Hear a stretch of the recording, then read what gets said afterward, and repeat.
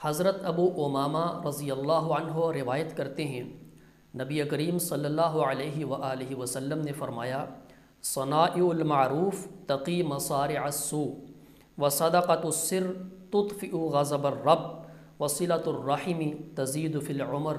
آپ نے فرمایا کہ نیکی کے کام انسان کو بری موت سے بچاتے ہیں، اور چھپا کر صدقہ دینے سے اللہ تبارک و تعالیٰ کا غصہ ٹھنڈا ہوتا ہے، اور صلہ رحمی کرنے سے انسان کی عمر میں اضافہ ہوتا ہے۔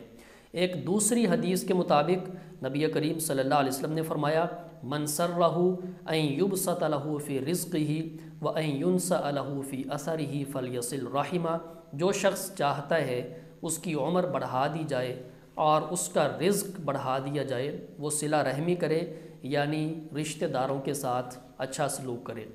اب یہ رزق بڑھانے والی یا عمر میں اضافہ والی جو بات ہے، اس کا مفہوم وہ ہے جو امام ابن تیمیہ رحمۃ اللہ علیہ اور دیگر کبار علماء کرام نے بیان کیا ہے کہ رزق دو قسم کا ہوتا ہے۔ ایک وہ جو اللہ کے علم میں ہے کہ اس نے یہ رزق اپنے بندے کو عطا کرنا ہے، اس میں کمی بیشی نہیں ہوتی، اللہ تعالیٰ کا علم اس میں تبدیلی نہیں، لا تبدیل لکلمات اللہ۔ اور دوسرا وہ جو اللہ نے لکھ کر فرشتوں کو بتا دیا ہے، اس میں اسباب کے اعتبار سے کمی بیشی ہو سکتی ہے۔